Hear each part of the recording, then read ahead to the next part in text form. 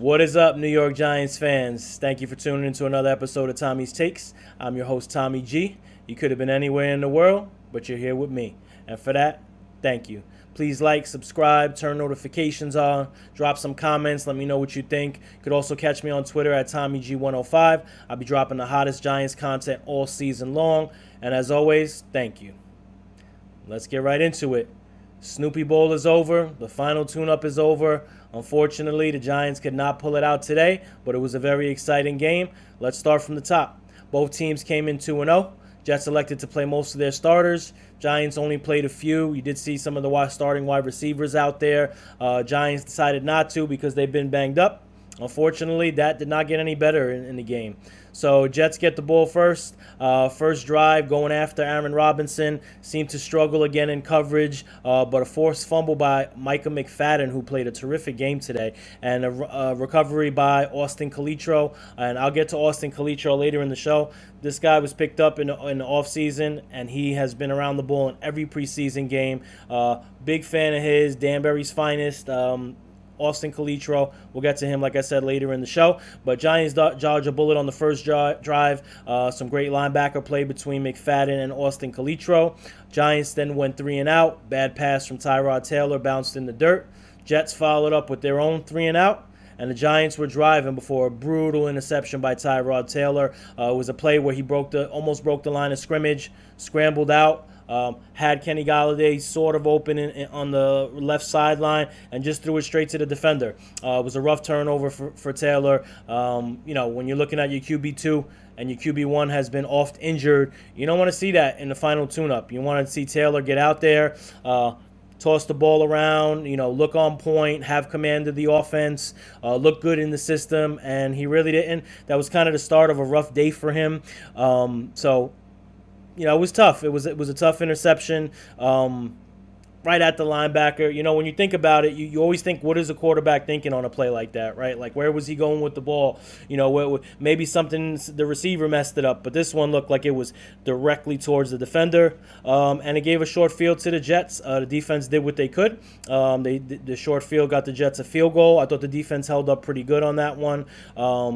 Next drive, Tyrod hits Bellinger for a 20-yard gain, and boom. Defensive lineman falls right on top of Tyrod, and he was done. His day was done. Words are so far that he's okay. He took a big hit on that play. He did come out of the game, but initial reports are that he will be okay, and he is QB number 2. And as great as Davis Webb has played today, which I'll get to later, Tyrod's going to be QB number 2 heading into Tennessee. There's no other way around it. That's what this has been set up for, and as long as he avoids injury, he'll be QB number 2. So he hits Bellinger. He gets hurt. Giants would end up tying it up 3-3 after a few nice plays from Bellinger. Brightwell had a couple of nice runs on the drive. Wan'Dale Robinson had a nice play. Got a first down for the Giants. Next drive, that man again, Austin Calitro. Pick 6, takes it to the house. Joe Flacco, very, very similar interception to the one Tyrod Taylor threw earlier in the quarter. Joe Flacco kind of breaks the pocket, throws it right to Austin Calitro, and there's nobody in front of him. Awesome play by Calitro. So if you're keeping count, he already has a fumble recovery and a pick 6 for a touchdown. That put the Giants up 10-3. Mike White then comes in the game and turns into Joe Montana. And for Jets fans out there, you guys know Mike White. Last year he had that awesome game against the Bengals, lit it up, struggled in his next game, injury, and you never really seen him again. But he lit up the Giants defense today. And it started on the very next drive. He hits Braxton Berrios with a 21-yard touchdown pass. Cordell Flott, the rookie, had a very tough day for the Giants today. Did give up that touchdown, did overplay that route, had a couple of missed tackles. That would put the Jets up 17-10. It was really a nice drive for Mike White. As soon as he came in the game, he was crisp. He was tearing up the Giants defense. He was decisive. He was quick with the ball. He knew exactly where he was going with it. Giants never really had an answer for him. They got the ball back to start the second half, and this is where you started to see Davis Webb really get into a rhythm with his receivers. He hit his stride. You've seen Jashawn Corbin show kind of start to develop on that drive. He had several nice runs. He had a nice catch on fourth down. He had the 1 yard touchdown to tie up the game 17-17. I'm not sure what's going to happen with the Giants running back group, but they played well for the most part. And Deshaun Corbin played great today. He was decisive running, got in the end zone. The big catch he had, I believe, was on 4th down. And for an undrafted free agent out of Florida State, those are big plays. And you've heard me talk about Corbin before on this show. Really showed out today, and that's the key. When you look at these preseason games, especially the final preseason game where there's not a lot of starters, as fans or content creators, you may look at this game and say, you know what, this is boring, this is not it.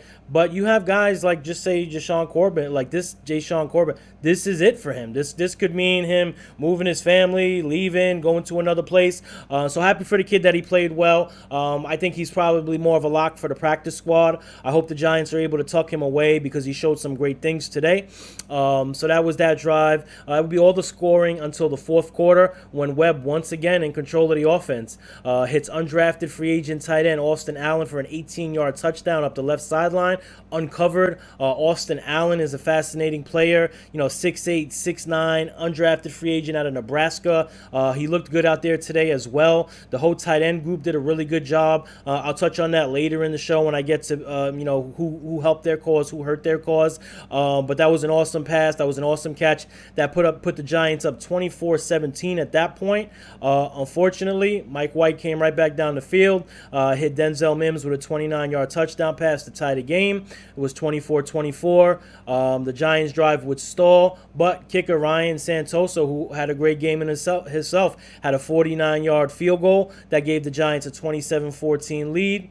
Unfortunately, left way too much time for the Jets. They drove right down the field. I think they had something like a minute left to work with, and they drove right down the field effortlessly. And, you got to be a little bit worried of this Giants secondary. And, everyone knew it was a problem coming into this preseason. And they played poorly, from the starters, other than Adoree Jackson and Darnay Holmes. They played poorly. Flott played poorly today. You've seen the third-string cornerbacks just getting beat up and down the field in that 3rd and 4th quarter. It really was tough to watch, unfortunately. But, this is what the preseason's for. And if there is one area where the Giants are weak on defense, it's the secondary position group. A lot of people looked at the linebacking group coming into the season and the injury to Beavers. That linebacking group actually played very well today. It was the secondary that held the Giants back and ultimately lost them the game, as the Jets would end up pulling it out.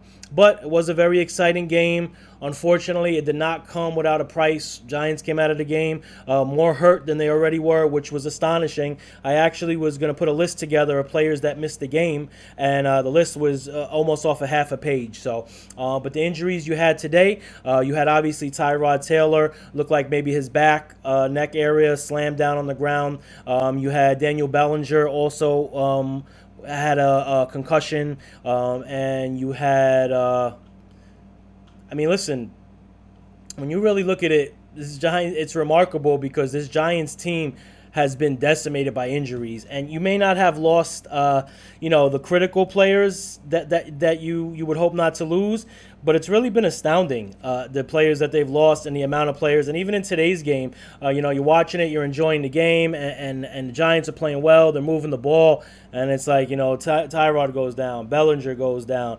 Really remarkable. So that's something the team's going to have to work with going forward. It's not going to be easy. It's going to be tough. You have Gano with the concussion still. You hope he comes back. Santoso did a great job today. But all in all, it was a competitive game. This team fought in every preseason game. They went 2-1. Really put up a strong fight. The defense played well at times. The offense really played well, especially today. I really can't say enough about Davis Webb. He's actually going to lead my who helped their cause list. Davis Webb today, 30 for 38, 202 yards, 1 touchdown, no picks. Really played flawlessly. Even when there was pressure, didn't have the disastrous mistake. For the preseason in total, Davis Webb is 60 for 81, 74% completion rate, 458 yards, 3 touchdowns with no intercepts. That's all you could ask for from a QB, whether that's QB2 or QB3. A really phenomenal performance from Davis Webb. Kind of makes you think, makes you wonder how comfortable he is in that offense. Is he a threat to Tyrod Taylor for QB2? I think if you really look at it, objectively, it's going to be tough because Tyrod struggled today. Tyrod struggled against the Bengals. Didn't put a lot of good stuff on tape for the Giants. Obviously, historically, and if you're looking up stats and you're looking up years previous, Taylor's the better quarterback. But Davis Webb was phenomenal. He handled this offense like a maestro. He moved the ball. He moved guys around. He knew where he was going. Decisive. May not have the strongest arm, on the Giants, but got the ball where it needed to be. And he played extremely well. And, it's exciting for a Giants team where last season basically the last 6 games were non-competitive. There was no, you knew you weren't going to win a game when you had Jake Fromm in there and Mike Glennon, and it was brutal, and teams knew that, and it really affected the development of the rest of the skill position players on the Giants. It was difficult. So now to go into a season and the Giants have Tyrod Taylor and Davis Webb, and Davis Webb is playing at this high level. Granted, majority was against backups. It's still a great positive for the New York Giants. And with all the injuries and all that stuff that's going on so far in the offseason, preseason, that's a huge positive. Because Daniel Jones, if he's shown one thing, he showed the propensity to get injured. He's been injured every year so far in his career, and it can happen again. You knock on wood, you hope it doesn't happen. But at least you have a capable backup that can come in, can run the offense, can work with the skill position players, can develop a Kadarius Toney, a Wan'Dale Robinson, a Daniel Bellinger, or even maybe an Austin Allen. So that's a great positive. Giants should be very, very happy about that. Next up on my list of who helped their cause, Giants linebackers, right?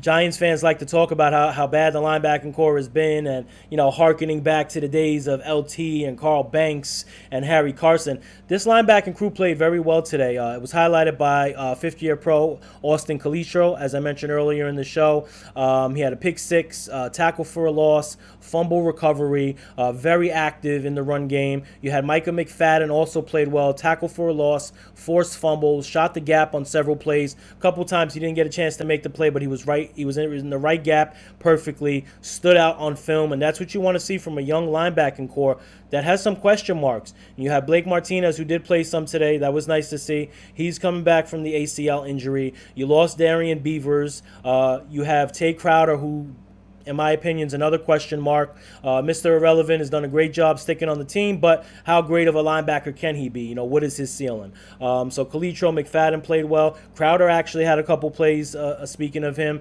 I thought the group as a whole played well. You did see some drop-off in the second half when those guys came out and the Jets started to attack that second level. But as a whole, when they were playing against the Jets starters, they played very well.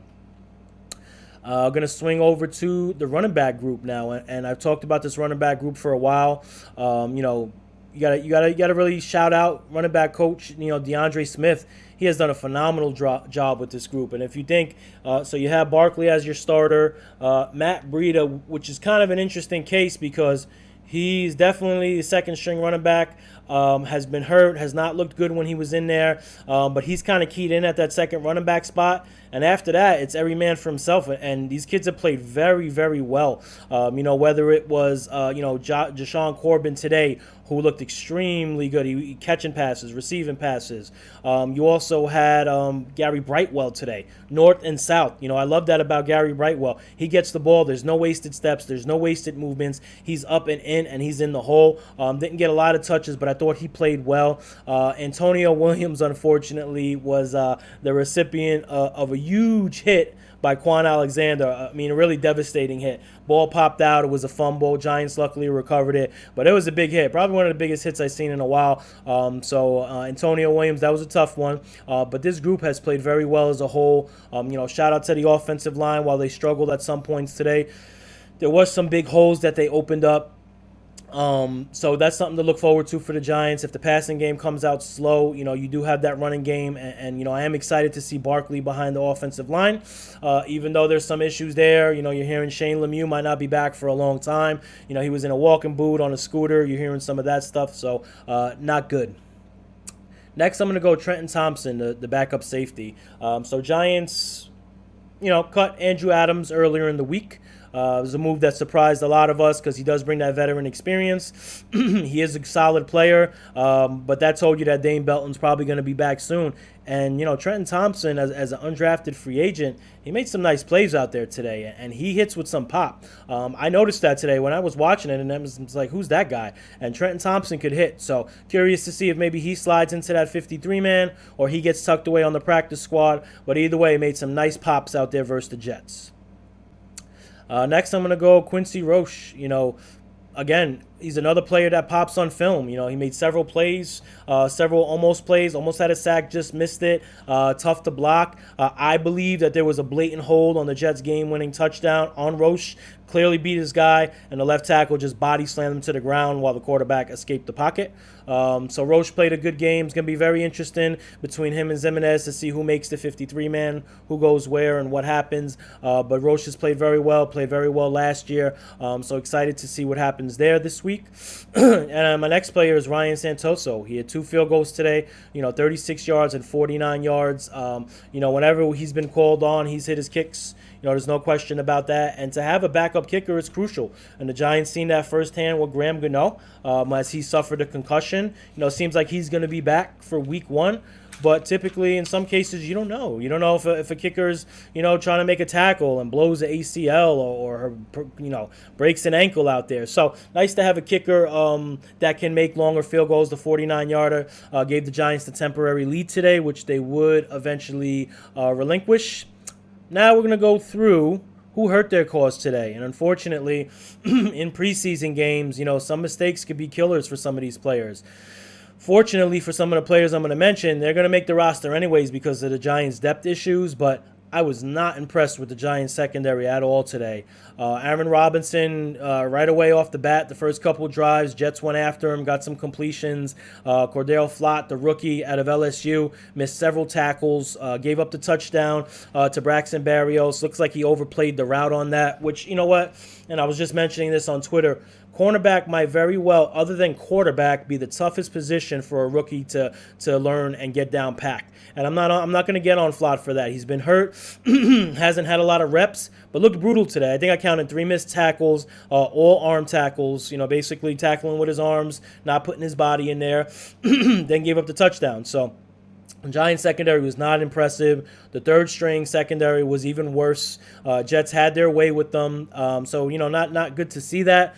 Giants backup O-line also did not help their cause. There was a couple of jailbreak blitzes that broke free, and you had Tyrod Taylor running for his life. Davis Webb had to run out a couple of times. So while the Giants' starting offensive line previous weeks has looked good, the lack of depth on the offensive line really showed today. And really to think about it, got Tyrod hurt because he was trying to make a play, and he did make a great play on that hit, and he got slammed on. So backup offensive line, Giants really need another swing tackle.